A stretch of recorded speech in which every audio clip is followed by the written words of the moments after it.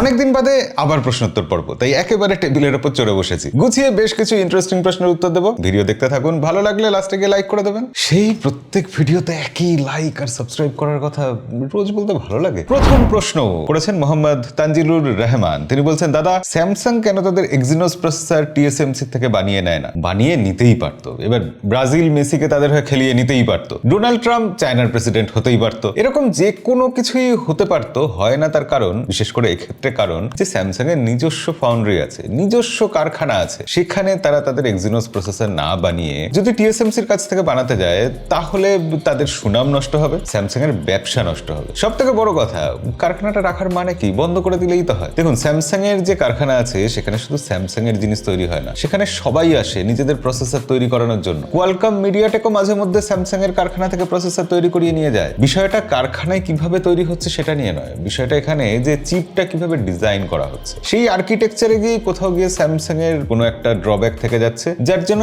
Exynos যত দিন যাচ্ছে ক্রমশ পিছিয়ে পড়ছে। এবার স্যামসাং এর পিছনে এত কোটি কোটি টাকা লেগে আছে, এত ব্রেন এর পিছনে খাটছে, তাও কোথাও গিয়ে তারা তো এটা পারছে না, চাইলেও পারছে না। দেবব্রত দাস বলছেন, আচ্ছা দাদা, আপনি তো 1 বছর ফোন কিনতে বারণ করেছেন, নতুন নতুন ফোন নিয়ে লোভ দেখাচ্ছেন কেন? আরে লোভ দেখাচ্ছি না, আমাদের কাজ নতুন নতুন ফোন আসলে সেটা সম্পর্কে আপনাদের জানানো, আনবক্সিং ভিডিও, রিভিউ ভিডিওতে সেটা সম্পর্কে ডিটেলসে বলা, এক্সপিরিয়েন্স শেয়ার করা আর কি। এবার হ্যাঁ, আমি মানছি যে সেগুলো দেখলে ফোন কিনতে লোভ লাগে, আর সেই লোভ সামলানোর জন্যই তো আজকের এই ভিডিও। আপনাদের পরিষ্কার বলছি যে কোনোভাবে নেহাত বাধ্য না হলে এখন ফোন কিনবেন না। এবার এই এখনটা কতদিন? অন্তত 1 বছর। 1 বছরের জন্য নিজের টাকা পয়সা সামলে বসে থাকুন, তারপর দেখা যাবে। জয়প্রকাশ মন্ডল বলছেন, দাদা ফোনের দাম কবে কমবে? ফোনের হাল খারাপ, দাম কমার অপেক্ষা করছি। দেখুন, ফোনের দাম কবে কমবে এটা বলা প্রায় অসম্ভব। দুটো জিনিস ফোনের দাম কমাতে পারে। এক, চায়নাতে যে নতুন র্যাম এবং স্টোরেজ তৈরি হচ্ছে সেটা যদি যথেষ্ট ভালো হয়, স্যামসাং, হাইনিক্স বা মাইক্রনের মতো তাদের পারফরমেন্স হয়, অর্থাৎ আমেরিকান কোম্পানিগুলোর সাথে সেগুলো যদি স্ট্যান্ডার্ড ম্যাচ করতে পারে, অন্তত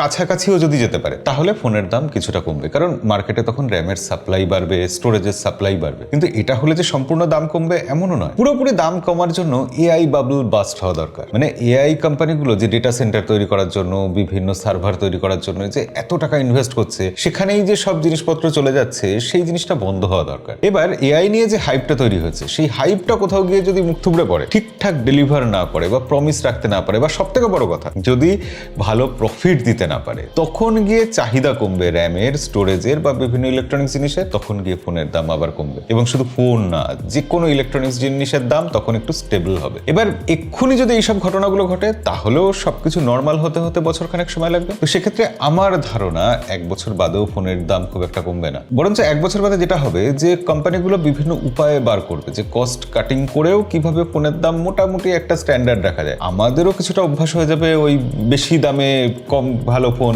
পেতে পেতে, তখন একটা মোটামুটি ব্যালেন্স আসবে এবং সেই সময় আমরা 1-1.5 বছর বাদে ফোন কিনলে অতটা গায়ে লাগবে না। এখন যেরকম হাত পুড়ে যাচ্ছে, তখন অন্তত ঝেঁকা লাগবে, পুড়বে না। রাজকুমার পাত্র বলছে, 30,000-এর মোবাইল 61,000, আহা কি আনন্দ। ওপো রেনো 16 ফোনটার আমি ভিডিও বানিয়েছিলাম, সেখানে তিনি কমেন্ট করেছেন। এবং ঘটনা এটাই যে ওপো রেনো সিরিজের ফোন আমরা বরাবরই বলে এসেছি যে ওভার প্রাইসড হয়, যা স্পেসিফিকেশনস থাকে, জিনিসপত্র থাকে, তার তুলনায় ওপো একটু দাম বেশিই নেয়। কিন্তু তাই বলে এতটা বেশি? হ্যাঁ, এতটাই বেশি। এটা ওপো করছে না, ওপো তাদের মতো করে দাম বাড়িয়েছে, স্যামসাং তার মতো দাম বাড়াচ্ছে। আইফোন তো 1 লাফে মগডালে উঠে যাবে, এটা একদম মিলিয়ে নেবেন। সৌরভ মুখার্জি বলছেন, তুমি তো দাদা কয়েকদিন আগে বলেছিলে যে ওয়ানপ্লাসের সার্ভিস সেন্টার ইন্ডিয়াতে বন্ধ হয়ে যাচ্ছে, ওপোর সার্ভিস সেন্টারে যেতে হবে ফোনের প্রবলেম হলে, আর এখন ওয়ানপ্লাসের ফোন কেনার জন্য রেকমেন্ড করছো। তোমার ইনফরমেশন যদি সত্যি হয় যে ইন্ডিয়াতে ওয়ানপ্লাসের সার্ভিস সেন্টার বন্ধ হয়ে যাচ্ছে, ওপোর সার্ভিস সেন্টারে যেতে হবে, তাহলে সেদিক থেকে দেখতে গেলে ওয়ানপ্লাসের ফোন না নিয়ে ওপোর ফোন নেওয়া ভালো, তাই নয় কি? না, ঠিক ব্যাপারটা ওরকম নয়। ওয়ানপ্লাসের ফোন তুলনামূলক ভ্যালু ফর মানি হচ্ছে ওপোর ফোনের থেকে, আর ওয়ানপ্লাস এখনো পুরোপুরি ওপো হয়ে যায়নি, সফটওয়্যার একই রকম হয়ে যাবে, এইসব ব্যাপার আছে। তবু এখনো তো অক্সিজেন ওএস এর মতো এটা কোথাও গিয়ে হালকা ফিলিং আছে। আর ওয়ানপ্লাস একটু টেক এনথুসিয়াস্টদের ব্র্যান্ড, আর ওপোর গায়ে একটু আটা ময়দার কলঙ্ক লেগে আছে। তো সেক্ষেত্রে ওয়ানপ্লাসের ফোন এখনো নেওয়া বেটার, বিশেষ করে ডিসপ্লের ক্ষেত্রে। ওয়ানপ্লাস যে লাইফ টাইম ওয়ারেন্টি দিচ্ছে, ফোনে ফিজিক্যাল ড্যামেজ না হলে বা ওয়াটার ড্যামেজ না থাকলে, ডিসপ্লেতে গ্রিন লাইন আসলে পাল্টে দেবে, সেটা কিন্তু ওপো এখনো দিচ্ছে না। তো হ্যাঁ, ভবিষ্যতে এটা হবে যে ওপোর ফোন আর ওয়ানপ্লাসের ফোন নেওয়া একই ব্যাপার। তবু এখনো অব্দি ওপোর থেকে ওয়ানপ্লাসের ফোন নেওয়া বেটার, ভ্যালু ফর মানি। কলম স্টুডিও বলছেন, আসলেই আমার হাত থেকে ফোনটা পড়ে গেছিল স্টেশনে, আমি ভেবেছিলাম আমার ডিসপ্লেটা ফেটে গেছে, পরে দেখি কিছুই হয় নাই। স্যামসাং গ্যালাক্সি S25 আলট্রা, তার শর্টস ভিডিও বানিয়েছিলাম, সেখানে বলেছিলাম যে সত্যিকারের গরিলা গ্লাস ভিক্টাস প্লাসের যে প্রোটেকশন বা ভিক্টাস 2 যাই আছে ওখানে, তো সেই প্রোটেকশনটা সত্যি আমাদেরকে ভালো কিছু দেয়, তাতে অনেকটা নিশ্চিন্ত থাকা যায়। এটা স্যামসাং এর ফোন হোক বা অ্যাপেলের ফোন, যখন সত্যিকারের একদম ভালো কোয়ালিটির গ্লাসে প্রোটেকশন থাকে তখন তাতে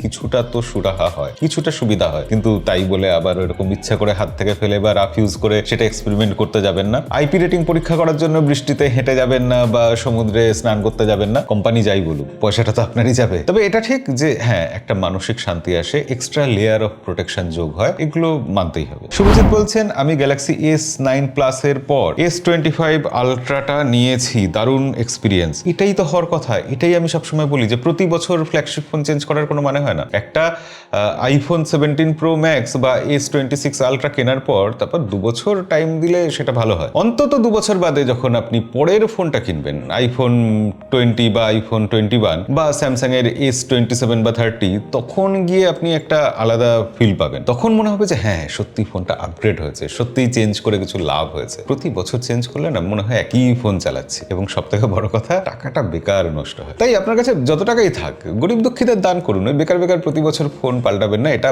আমার পরামর্শ। এবার বাকিটা আপনার বিবেচনা। অভিষেক সাহা বলছেন, দাদা স্যামসাং কি স্টক ক্লিয়ার করছে, মানে সামনে একটা ঝড় আসবে? ব্যাপারটা ঠিক সেরকম নয়। স্যামসাং না, এবার সেলে বিভিন্ন কোম্পানি তাদের ফোনে ডিসকাউন্ট দিয়েছে, যেটা দেওয়ার কথা না, কারণ ফোনের দাম যেভাবে বেড়েছে ডিসকাউন্ট দেবে কি?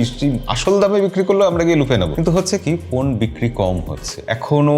ফ্লিপকার্ট, অ্যামাজনে যা রিপোর্ট আছে, আমি যতটা জানি, যে পুরোনো ফোনগুলোই তারা স্টক থেকে বার করতে পারছে না। নতুন ফোন কোম্পানি রিলিজ করার আগে ওই জন্য 10 বার ভাবছে। তো পুরোনো ফোনগুলো স্টক ক্লিয়ার করার কথাটা কিছুটা আসছে, এবং তার কারণ ওটাই যে ফোনের দাম অস্বাভাবিক বেড়ে যাওয়া। আর স্যামসাং যে S25 আলট্রা 84,000 টাকাতে এরকম ডিসকাউন্টে দিচ্ছিল, বা 90,000-এও যদি দেয়, আমি বলবো সেটা এখন নিয়ে নেওয়াই ভালো। কারণ ফোনের যা মার্কেট আসছে, তাহলে সেখানে এই দামে এইসব ফোন এক্সপেক্ট করাটাই ভুল। ড্যাটসন ডাইকাস্ট বলছেন, মোটরোলা G45 কোথাও পাওয়া যাচ্ছে না, অফলাইন অনলাইন কোথাও না, কিভাবে কিনবো? ওই ফোনটাই টার্গেট করে রেখেছি কিনবো বলে। একদম clean Android, no ad, safe browsing, banking অ্যাপসের জন্য আদর্শ। এটা ছাড়া ঠিকঠাক স্পেক্স লাগলো পোকো M7 Pro 5G। তবে গোটা স্মার্টফোন ইন্ডাস্ট্রি জুড়ে স্ক্যাম চলছে, তাতে ঘৃতাহুতি হয়েছে মেটেরিয়াল সাপ্লাই শর্টেজ। একদম ঠিক কথা। পোকো M7 Pro অবশ্যই সব থেকে আকর্ষণীয় প্যাকেজ, কিন্তু ভুলেও কিনবেন না, মানে আমার সাজেশন থাকবে কিনবেন না। পোকোর ফোনগুলোতে আমি যতটা যা দেখেছি, আমার পরিচিত বা চেনা জানার মধ্যে যা রিপোর্ট এসছে, খুব তাড়াতাড়ি খারাপ হয়ে যাচ্ছে পোকোর ফোনগুলো। কোথাও গিয়ে শাওমি তো কিছুতে কম্প্রোমাইজ করছে কোয়ালিটি কম্প্রোমাইজ না হলে এত তাড়াতাড়ি খারাপ হওয়ার কথা না, এবং কোথাও কোয়ালিটি কম্প্রোমাইজ না হলে পোকোর ফোনগুলো এত কম দামে কি করে দিচ্ছে অন্য কোম্পানি যেখানে পাচ্ছে না। তো পোকো M7 Pro খুবই আকর্ষণীয় প্যাকেজ, নো ডাউট, কিন্তু নেওয়ার আগে তাই একটু সাবধান ভাবে নেবেন, যে কোনো দিন খারাপ হয়ে যেতে পারে। বহু স্ক্যাম বা বহু এরকম রিপোর্ট এসেছে আমাদের সামনে, টুইটারে একটু ফলো করলেই দেখতে পাবেন। টুইটার না, এক্স এখন। আর মোটরোলা G45 এর কথা কি বলবো, আপনার যে ফোনটা পছন্দ হবে, মোটরোলা G45 শুধু না, ভিভো T4X কমেন্ট এসছে। নতুন সোয়াদ কমেন্ট করেছেন যে T4X তো এখন পাওয়া যাচ্ছে না। পাওয়া যাবে কি করে? যে ফোনটা সত্যিই ভালো সেই ফোনটা পাওয়া যাচ্ছে না, আর যে ফোনগুলো পড়ে আছে এবং অত্যধিক দামে বিক্রি হচ্ছে সেই ফোনগুলো পাওয়া যাচ্ছে। তাই আমি যে 5টা ফোনের কথা বলেছি 15,000 টাকায়, বা 5টা ফোনের কথা বলেছি 20,000 টাকায়, সেই ফোনগুলো তার থেকে 1-2 হাজার টাকা বেশিতেও যদি পান, যদি লাকিলি পেয়ে যান, তাহলে অবশ্যই নিয়ে নিন। কারণ ওই রকম ফোন ওই দামে আমার মনে হয় না আগামী 1 বছর 1.5 বছরে আর পাওয়া যাবে। সাফা সিফাত বিডি বলছেন, দোকানদার কেনার আগে কি এভাবে চেক করতে দেবে? কেনার পরে চেক করে যদি অমিল পাই, দোকানদার কি ফোন চেঞ্জ করে দেবে? তখন তো একটা ঝামেলা সৃষ্টি হবে। অন্য মোবাইল দিয়ে কিভাবে চেক করবো সেই উপায়ে বলেন দাদা। স্যামসাং এর ফোন কিভাবে চেক করে নেবেন কেনার আগে, যে ফোনটা নতুন ফোন কিনা, প্রি ইউজড কিনা বা প্রি অ্যাক্টিভেটেড কিনা, সেটার ভিডিও বানিয়েছিলাম আমি। তো সেখানে তিনি কমেন্ট করেছেন, এবং ঘটনা এটাই যে ফোন কেনার পরই চেক করা যাবে, এটা আগে থেকে ওরকম চেক করে নিশ্চিতভাবে আপনি বুঝতে পারবেন না। এবার দোকানদারের দায়িত্ব, সে আপনাকে লিখিত ওয়ারেন্টি দিচ্ছে 1 বছর, এবং আপনার ফোন দেখাচ্ছে যে না 1 বছরের ওয়ারেন্টি নেই, তাহলে দোকানদারকে তখনই ধরতে হবে, কোম্পানিকে রিপোর্ট করতে হবে, থানায় গিয়ে রিপোর্ট করতে হবে। কারণ দোকানদার আপনাকে ঠকাচ্ছে, এটা ফোন বলে তো না, যে কোনো জিনিসের ক্ষেত্রে এইভাবে ঠকালে আপনি যা করতেন এখানেও তাই করতে হবে। নতুন জিনিস বলে কোনো দোকানদার পুরনো জিনিস বিক্রি করতে পারে না, এবং সেটা চেক করে নেওয়ার পর আপনি সেটা সাথে সাথে বলতে পারেন, তাতে ঝামেলা সৃষ্টি হওয়ার কথাই না, বরঞ্চ সেই দোকানদারকে থানায় জমা করে দিয়ে আসা উচিত। সমীরণ মজুমদার বলছেন, আইফোন কিনতে চাইছিলাম, কিন্তু ভবিষ্যতে আইফোন খারাপ হলে এর সারানোর খরচ অনেক বাড়বে, তাই অ্যান্ড্রয়েড মিড রেঞ্জ কিনলাম। একদম ঠিক কাজ করেছেন। আইফোন বলে না, যে কোনো ফ্ল্যাগশিপ ফোন ভবিষ্যতে সারাতে গেলে খরচ অনেক বাড়বে, আর আইফোনের ক্ষেত্রে একটু স্পেশাল ব্যাপার তো থাকেই, একটু বেশি খরচা পড়ে। তো খুবই বুদ্ধিমানের মতো এটা ডিসিশন। আমরা দামি ফোন কিনি, আইফোন কিনি, এবং কেনার সময় একবারও ভাবি না যে সেই ফোনটা পড়ে গিয়ে যদি ডিসপ্লে ভেঙে যায় তখন কি হবে, যদি ফোনটায় কিছু প্রবলেম আসে, ওয়ারেন্টি না পাই, তখন কি হবে, তখন সারাতে গেলে আমার কত টাকা যাবে, সেই টাকাটা আমি অ্যাফোর্ড করতে পারবো? তো তাই আপনি একদম সঠিক সঠিক ডিসিশন নিয়েছেন। আমি বলবো প্রত্যেকের শেখা উচিত এই ডিসিশন থেকে এবং সেই মতো ভবিষ্যতে নিজের ডিসিশনও নেওয়া উচিত। এবার লাস্টে যে কমেন্টগুলো বলবো, দেখুন প্রত্যেকে কমেন্ট করেছে যে স্যামসাং কি দোষ করলো, স্যামসাং কি টাকা দেয় নাই আপনাকে, স্যামসাং বললেন না তো, স্যামসাং কই। এটা আমি যখন একটা ভিডিও শর্টস বানিয়েছিলাম যে বিভিন্ন ফোনে কিভাবে চেক করবেন ফোনটা প্রি ওন্ড কিনা বা ওয়ারেন্টি ঠিকঠাক আছে কিনা, কেউ ব্যবহার করেছে কিনা, ইউজড ফোন কিনা, তো সেখানে সবাই এই কমেন্ট করেছে। তার কারণ তার আগে আমি যে ভিডিওটা পোস্ট করেছিলাম স্যামসাং এরটা কিভাবে চেক করবেন সেই ভিডিওটা তারা দেখেননি। এবার এই দোষটা কার? এই দোষটা যারা দেখেননি তাদের, নাকি এটা প্ল্যাটফর্মের দোষ? আমি বলবো এই দোষটা হচ্ছে শর্ট কন্টেন্টের দোষ। এবং শর্ট কন্টেন্টের শুধু দোষ না, আপনি একবার ভেবে দেখুন আমাদের মধ্যে এই যে চেঞ্জটা হয়েছে, আমরা লং ফরম্যাট কন্টেন্ট থেকে শর্ট ফরম্যাট কন্টেন্টে এসেছি, তাতে বড় পরিবর্তনটা কি, যে আগে আমরা বেছে নিতাম আমরা কি দেখব, এখন আমাদের সামনে যেটা এনে হাজির করা হয় আমরা সাধারণত সেটা দেখতেই বাধ্য হই, বড় জোর একটা দুটো ভিডিও স্কিপ করে যাই। অর্থাৎ আমরা কি দেখবো সেটার উপর আমাদের নিয়ন্ত্রণ একেবারেই কমে গেছে। প্ল্যাটফর্ম অর্থাৎ ইনস্টাগ্রাম, ইউটিউব, মেটা আমাদের যা দেখাচ্ছে আমরা সেটাই বাধ্য হয়ে দেখছি। আমাদের রুচি আর আমাদের নিয়ন্ত্রণে নেই, আমাদের রুচি নিয়ন্ত্রণ করছে ওই সব কোম্পানিগুলো। তারা ইচ্ছে করে স্যামসাং এর ভিডিওটা দেখেননি এরকম নয়, স্যামসাং এর ভিডিওটা তাদের ফিডে আসেনি, কেন আসেনি তার কেউ উত্তর দিতে পারবে না। ইউটিউব, ফেসবুক বা ইনস্টাগ্রামের মতো প্ল্যাটফর্ম স্যামসাং এর ওই ভিডিওটা তাদের ফিডে নিয়ে যায়নি। কে বলতে পারে হয়তো এটাই সত্যি যে স্যামসাং ওই কোম্পানিগুলোকে এখন টাকা দেয়নি বা দিচ্ছে না, তার জন্য দেখায়নি। তাহলে ভাবুন আমরা এই শর্ট ভিডিওর যুগে এসে কতটা মারাত্মক জায়গায় পৌঁছেছি, যে আমরা কি দেখবো, আমাদের রুচি কি হবে, আমাদের পছন্দ কি হবে, আমরা কি বাজবো, সেগুলো আর আমরা সিলেক্ট করতে পারছি না। আমাদের হাতে কিছু নেই, নিয়ন্ত্রণ ওই কোম্পানিগুলোর হাতে। আমি দেখতে চাই স্যামসাং এর ভিডিও, অথচ আমি দেখছি ওপোর ভিডিও। আমি স্যামসাং এর ফোনের ওয়ারেন্টির ব্যাপারে জানতে চাই, অথচ জানছি আইফোনের ওয়ারেন্টির ব্যাপারে, কারণ আমাকে কোম্পানিগুলো ওইভাবেই ভিডিও দেখাচ্ছে। এইভাবেই আমার চিন্তা ভাবনাকে নিয়ন্ত্রণ করা হচ্ছে, আপনার চিন্তা ভাবনাকে নিয়ন্ত্রণ করা হচ্ছে। তবে হ্যাঁ, আপনি যেহেতু আমাদের ভিডিও নিয়মিত দেখেন, এরকম চিন্তা ভাবনা পরিষ্কার করার মতো ভিডিও মাঝে মাঝে আমাদের চ্যানেলে আসবে, দেখতে থাকবেন। আর ইনস্টাগ্রামে আমাদের ভিডিও নিয়মিত আসে, সেটাও চাইলে দেখে নেবেন, ডেসক্রিপশনে লিংক দিয়ে রাখবো। আজকের ভিডিও এখানে শেষ করবো, দেখা হবে পরের ভিডিওতে। আজকের মতো বিদায়।